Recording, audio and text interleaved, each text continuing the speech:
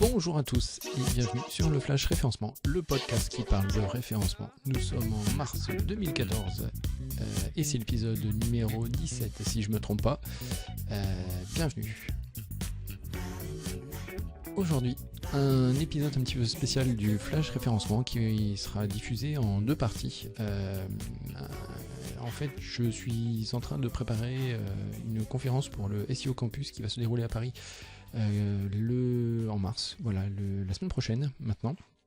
Et pour vous faire profiter un petit peu des petites trouvailles que j'ai pu trouver lors de la préparation de cette conférence, j'ai décidé de vous faire un petit podcast qui sera disponible le jour même en direct, au moment même où je serai en train de présenter la conférence. C'est un moyen pour moi aussi de m'entraîner et de voir si je vais suivre le truc. Je vais donc démarrer mon petit timer pour voir si tout va bien. Alors j'attaque directement. Donc pour ceux qui sont ici, qui suivent, me connaissent un petit peu. Donc Mathieu, aka Yakamama. Vous connaissez mon blog parce que vous êtes dessus en train de visionner cette vidéo. Et si vous n'y êtes pas, allez-y, filez-y faire un tour. Il y a plein de choses intéressantes. Un petit rappel pour les gens qui connaîtraient pas Google+. Google+, c'est le réseau social de Google qui est accessible en accédant directement sur le lien qui figure à l'écran. Vous arrivez sur une interface qui est assez sympa, avec une mise à l'honneur de pas mal de photos. Pour poser les choses, il faut savoir qu'en fait, en millions d'utilisateurs mensuels actifs, alors déjà, ce sont des informations qui sont pas évidentes à trouver. Et voilà, j'ai cité les différentes sources parce que c'est pas des informations officielles qui ont été données. Il faut savoir qu'en fait, le plus actif, le réseau qui comporte le plus d'actifs, c'est évidemment Facebook. Suivi historiquement jusqu'à l'année dernière par Twitter, talonné de très près par Google+, mais on voit que entre 2012 et 2013, Google+ a bien rattrapé son retard et serait passé devant Twitter, sans pour autant arriver au niveau de Facebook, mais dépasser Twitter, c'est quand même quelque chose. Première partie, je vais attaquer cette présentation en deux parties. Première partie avec différentes fonctions qui sont particulièrement sympas de Google+, et une deuxième partie qui sera surtout centrée sur l'aspect visibilité et positionnement sur les moteurs de recherche. Donc première partie, ça me fait penser qu'il faut que je mette un slide ici pour le jour J. Donc les Ripple, qu'est-ce que c'est?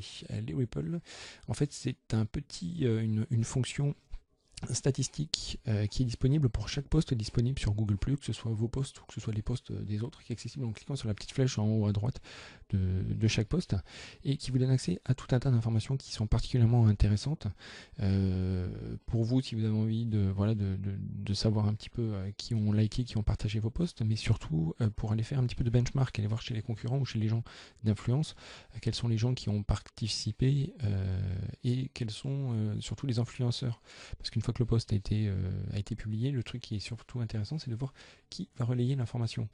Alors là, vous avez un schéma qui est statique sur mon slide, mais qui est un schéma dynamique, qui permet en fait de voir qui a partagé et qui sont les partages des repartages. Donc typiquement là, on voit que Nicolas Guillemot et Alan Cladix sont les influenceurs sur ce post-là, parce que les posts que eux-mêmes ont partagés ont été repartagés derrière. Donc c'est un outil que je vous conseille parce que c'est vraiment quelque chose d'intéressant, surtout pour trouver les influenceurs et quitte à faire des actions avec eux et à essayer de les solliciter pour pouvoir tirer parti de vos posts. Autre outil particulièrement intéressant qui n'est pas forcément simple à maîtriser dans le bout du bout, mais qui sur un premier aspect est facile au premier abord. Au premier abord, c'est vraiment très très simple. Donc il y a deux personnes qui utilisent cet outil, deux personnes très connues. On a donc Barack Obama et moi-même. Alors c'est un outil en fait qui sert de visioconférence, à l'instar de Skype par exemple. L'outil propose un nombre vraiment impressionnant d'options. Ça va de la capture d'écran au partage de Google Doc directement dans le cadre de l'enregistrement. Qu'est-ce qu'il peut y avoir d'autre? Vous pouvez intégrer, comme je vous le montre là en partie basse, votre propre logo, votre nom, une mention, etc. Vous pouvez faire des vidéos jusqu'à plus de 10 personnes gratuitement, contrairement à Skype où c'est pas quelque chose qui est possible. Donc rien que pour ça déjà, c'est une bonne chose. Alors après, la qualité, on le voit sur la capture d'écran, dépend pas mal aussi de la bande passante dont vous disposez et puis de votre caméra vidéo. Voilà, donc il faut faire des tests, mais pour autant, moi je trouve que ça marche vraiment bien. Avec ce genre d'outils, moi ce que je trouve particulièrement intéressant, c'est que vous allez pouvoir organiser des choses auxquelles on ne pense pas forcément. C'est-à-dire que vous allez pouvoir organiser des réunions internes sans avoir à vous déplacer par rapport à votre société ou à vos clients aussi. Hein. Ce qui va vous permettre, comme c'est vraiment un accès très simple, comme c'est vraiment simple à organiser, ça va vous permettre d'éviter des frais de déplacement. Autre solution que je vous invite à faire, un petit peu comme ce que j'ai fait avec Laurent Brully il y a pas très longtemps, c'est un outil qui vous permet de diffuser en temps réel en fait sur YouTube ce que vous êtes en train de faire. C'est pas une obligation, hein, tout peut rester complètement privé, puis vous gardez ça contre vous ou qu'avec vous et la personne avec qui vous partagez. Mais la fonction Hangout on Air qui est activé, en fait on la voit en partie basse là, avec le Start Broadcast. C'est vraiment quelque chose qui est vraiment très intéressant. Ça vous permet de faire des lives sur YouTube. Vous avez juste besoin d'une webcam et de rien d'autre, aucun logiciel, rien du tout, aucun frais. C'est vraiment YouTube qui gère tout et c'est quand même intéressant. Pourquoi s'en priver? Pourquoi s'en priver aussi pour faire de l'assistance client? Très intéressant de faire de l'assistance client autrement que par téléphone. Là, le client vous voit, ça permet d'avoir une relation plus personnelle, et puis ça vous permet de montrer votre écran, ça vous permet de partager des documents, et une fois que vous avez fait une assistance client, ça permet aussi de garder une trace de l'enregistrement. Vous envoyez après l'adresse de la vidéo au client qui, s'il rencontre le problème, est capable de revenir dessus et de revoir la vidéo. Vous pouvez faire aussi des tutoriels vidéo pour expliquer comment servir de vos différents outils, différents logiciels ou différents équipements. Vous pouvez faire des démonstrations en live, donc ça revient un petit peu à ce que je disais tout à l'heure pour l'interview. Hein. Ça peut être du live en disant voilà, tel jour, telle heure, on présente notre nouvel outil, branchez-vous sur telle adresse et venez suivre notre Hangout en direct. Et vous pouvez faire aussi quelque chose qui peut être intéressant, c'est Ask Me Anything. Si vous avez une popularité assez importante, vous pouvez demander aux gens de vous poser des questions avec un système de questions-réponses qui est basé sur le côté. Les gens peuvent vous poser des questions et c'est quand même intéressant, voilà, en fonction du public que vous avez, de la communauté que vous avez. Voilà, ça peut être une idée de Hangout à faire. Donc si je résume, le gros avantage du Hangout, c'est que donc, ça vous permet de créer très facilement des vidéos YouTube. Donc, plus vous créez de vidéos YouTube, plus vous créez donc de contenu, et donc qui dit contenu dit visibilité. Donc vous allez forcément augmenter votre visibilité. Si vous êtes sur un secteur qui est un secteur de niche ou un secteur bien ciblé, ce qui est le cas de la plupart des gens d'une manière générale, au fur et à mesure, vous commencez à devenir référent dans votre domaine. Pourquoi? Parce que regardez les sites de bricolage, la technique qu'ils ont, où vous cherchez à poser du placo, vous cherchez à poser une porte, à installer un portail automatique. En ce moment, les différents magasins de matériaux se battent pour essayer d'arriver premier, et il y a une vraie bataille qui est faite à ce sujet-là. Autre avantage, la proximité, le fait d'être en direct, de ne pas faire quelque chose une vidéo trop léchée, ça rajoute un petit peu au côté humain et ça enlève cet aspect intouchable ou cet aspect dans sa tour d'argent. Donc moi c'est quelque chose que j'aime bien parce que voilà, on y est, il n'y a pas de filet, on est en direct, on est vrai. Ça vous permet de construire une communauté d'utilisateurs qui va mettre en avant vos produits et qui va vous permettre de faire du retour positif, négatif, du retour que vous n'auriez pas forcément. Donc c'est vraiment quelque chose que je recommande très fortement. Autre fonction très intéressante que vous allez pouvoir retrouver sur Google+, c'est la gestion des différentes photos. Donc la gestion des différentes photos une fois que vous êtes connecté à votre compte. Oui, j'aime bien le bateau, hein, ça vous en est aperçu. Donc les différentes, les photos, vous les retrouvez dans le menu sur le côté gauche. Le truc intéressant, c'est que vous avez certaines petites fonctions, des photos similaires. Il va vous créer une petite animation automatiquement. Il vous fait, il n'y a pas de problème de stockage. Enfin, je suis pas arrivé pour l'instant à un blocage de stockage, donc vous pouvez vraiment stocker beaucoup de photos. Vous pouvez en partager. Les gens peuvent venir en rajouter sur vos albums. C'est une fonction qui est quand même très pratique à l'heure où on a tous des appareils photo numériques, ne serait-ce que dans notre téléphone. Donc c'est une fonction dont il ne faut pas se priver. Et le gros avantage, à mon sens, c'est qu'il y a des outils d'édition en ligne, des photos directement sur le site internet. Il se peut que certaines ne soient accessibles que depuis Google Chrome, mais ce sont des fonctions qui sont assez puissantes, des fonctions de filtre, des fonctions de retouche, des fonctions de rotation, comme on voit ici à l'écran, qui sont vraiment très appréciables. Donc je vous invite à aller tester ça. Concernant les photos, alors ce qui est intéressant, c'est surtout la partie basse de l'écran. Quand vous avez l'application Google+ installée sur votre téléphone, Google+ en fait l'application Google+ va sauvegarder automatiquement toutes les photos que vous faites sur votre téléphone après vous avoir demandé l'autorisation. Hein, c'est pas du tout une obligation. Et le gros intérêt, c'est que ça vous fait un système de sauvegarde et de partage rapide. Google l'a bien compris. Plus vous restez chez lui, plus vous partagez, plus vous filez du contenu, plus vous restez chez lui. Ça reste néanmoins une très bonne solution de sauvegarde parce qu'avec toutes les photos qu'on peut être amené à faire sur les téléphones, on n'est pas forcément en train de faire des sauvegardes tous les jours. Donc cette solution-là me paraît être une bonne solution alternative. Gros point fort, le partage de photos sur Google+ autorise les GIFs animés. Donc les GIFs animés, pour ceux qui ne savent pas, ce sont les petites images ou les pseudo-films qui sont de courte durée. Généralement, c'est souvent des choses relativement humoristiques.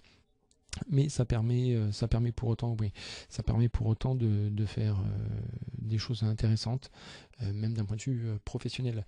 Donc pour la petite histoire, on m'a dit que toute bonne conférence au SEO Campus, il fallait qu'il y ait au moins une fois Matt Cutts dans la présentation. Donc ça y est, je pense que j'ai au moins atteint un de mes objectifs. J'espère que vous apprécierez. Fonction particulièrement remarquée lors du lancement de Google+, la gestion des différents contacts à travers des cercles. Donc des cercles, qu'est-ce que c'est? C'est ni plus ni moins que des étiquettes en fait, que vous pouvez coller aux différentes personnes et vous pouvez regrouper les personnes en différentes familles. Une personne peut faire partie de plusieurs cercles, ce qui est fortement intéressant. Je vais vous montrer pourquoi. Les cercles, par définition, peuvent être soit uniquement privés, et donc à votre usage simple, mais ils peuvent aussi être publics. Alors quel est l'aspect, dans l'aspect public, le gros intérêt, c'est que vous pouvez partager des cercles. Typiquement là, sur l'écran d'avant, j'avais mon cercle avec tous les référenceurs avec lesquels je suis connecté sur Google+. Donc c'est un cercle que j'ai partagé il n'y a pas très longtemps sur les réseaux sociaux. Ça permet de partager beaucoup de contacts d'un coup. C'est une fonction qui à mon sens est exclusive et que je connais pas sur un autre réseau social. L'aspect public-privé aussi est vraiment intéressant parce que en gros avec ces cercles là vous allez pouvoir partager, par exemple quand vous faites un article sur Google+, vous allez pouvoir partager un article uniquement à certains cercles et pas à d'autres. Ce qui est quand même intéressant parce que vous pouvez avoir un cercle amis ou amis proches, les photos des enfants, vous n'avez peut-être pas envie que vos contacts professionnels les voient, donc vous pouvez vraiment complètement cloisonner la communication que vous faites au niveau de vos cercles.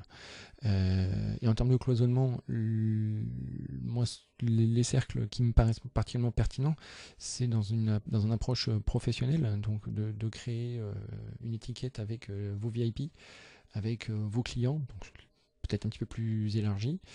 Mais aussi vous pouvez très bien imaginer une catégorie prospect, vous pouvez très bien imaginer une catégorie employé pour faire de la communication uniquement à vos employés à travers Google+. Donc tout ce que vous allez communiquer ne sera visible qu'à vos employés sur Google+. Donc ça peut être un outil de communication interne vraiment intéressant. Et moi ce que j'ai trouvé intéressant comme fonction, c'est tout ce qui est participant à une réunion. Vous allez créer une réunion aujourd'hui. Vous allez pouvoir partager le cercle avec le nom de toutes les personnes qui étaient dedans aux personnes qui étaient dedans. Ça permet en fait de continuer à faire vivre un petit peu la réunion et de continuer à partager des documents ou des informations uniquement avec les personnes qui étaient présentes lors de la réunion. Donc les cercles, c'est quelque chose de vraiment intéressant que je vous invite à creuser. Nouvel outil, les communautés. Alors les communautés, toujours pareil, on y accède avec le petit menu déroulant en haut à gauche. Vous avez deux types de communautés, les communautés que vous créez vous-même et les communautés déjà existantes. Donc que vous créez vous-même sont toute la partie haute, communauté existante c'est la partie basse. Donc comment se présente une communauté? C'est ni plus ni moins qu'un grand mur avec des membres qui viennent gratuitement s'inscrire à votre communauté. L'intérêt des communautés, c'est que vous pouvez classer, en fait c'est un espace d'expression sur un thème donné, sur un sujet donné. Là, c'est la communauté, par exemple, du SEO Camp, avec différentes familles de discussion. Vous voyez qu'il y a plus de 1200 membres. Bon, après, ça ressemble beaucoup au mur principal de Google+. J'ai réussi à placer un deuxième matcut ici. Je m'en suis rendu compte quand j'ai commencé à préparer mon transparent. C'est une bonne chose. Voilà, ça fait deux points. Il y en aura que deux, rassurez-vous. Si je dois résumer un petit peu l'avantage en fait des communautés, il y a un outil anti-spam qui est assez puissant, comme la plupart des outils Google. Il va surtout être intéressant quand vous avez une communauté qui est ouvert largement, où tout le monde peut venir s'inscrire, tout le monde peut venir poster. La communauté, enfin la fonction spam, vous allez voir qu'elle va vous servir. L'autre gros avantage aussi de la communauté, c'est que quand vous utilisez un compte Gmail par exemple, quand vous recevez une notification de message ou d'articles publiés sur la communauté, vous allez pouvoir interagir directement avec elle dans votre compte Gmail. C'est la puissance de l'interaction entre les différents outils Google. L'autre avantage des communautés Google+, c'est que vous n'êtes pas sur Facebook. Les groupes Facebook et les communautés Facebook présentent sensiblement les mêmes fonctionnalités de confidentialité, public, privé, sur invitation, oui, non, etc. Pour autant, pour un usage professionnel, il peut être délicat d'avoir à rediriger les gens vers un groupe Facebook. Donc dans ces cas-là, les communautés Google+ peuvent être vraiment quelque chose de très intéressant, y compris pour lancer une communauté par exemple qui serait relative uniquement à vos employés, pour diffuser. Ça peut vous permettre de créer une sorte d'intranet sans avoir aucune autre forme de déploiement en interne. Donc pour vous dire à quel point ça peut être puissant. Les événements, donc les événements, vous avez possibilité toujours dans Google+, menu en haut, les events, donc les événements, vous pouvez créer un événement, ce sont des rendez-vous sur lesquels vous invitez des gens, toujours pareil, un mur, vous pouvez interagir, les gens peuvent poster des photos, donc la conférence du SEO Campus, c'est un événement que j'avais créé pour essayer un petit peu de fédérer les gens. Je le trouve particulièrement bien fait par rapport au calendrier, enfin par rapport aux événements Facebook, qui présentent sensiblement le même genre de fonctions. L'avantage, moi, indéniable que je trouve aux événements Google+ par rapport aux événements Facebook, c'est l'intégration dans le calendrier Google.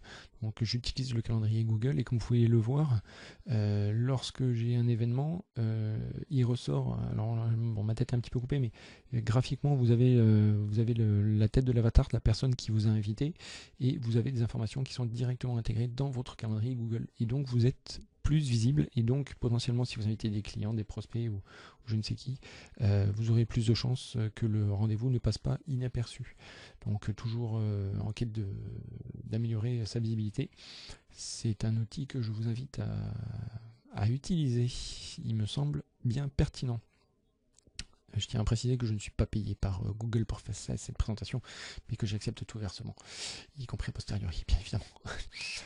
Je vais m'arrêter là. Non, allez, je vous montre juste le début. En fait, c'est la fin de la première partie. de ce podcast. Deuxième partie de ce podcast, en fait, ce sera le cercle qui est en haut à gauche, donc la visibilité et tout ce qui se rapporte au référencement, parce que ça fait déjà faire 18 minutes, donc ça commence à faire un petit peu long pour mon podcast. Ne loupez pas la deuxième partie, je vais aussi vous mettre des petites perles que j'ai pu trouver, des outils qui sont pas connus, et des trucs qui déchirent. Voilà, en attendant, je vous invite à vous inscrire à la chaîne YouTube, vous avez le petit bouton en haut à gauche, et à vous inscrire, voilà, à me suivre sur Twitter, sur Facebook.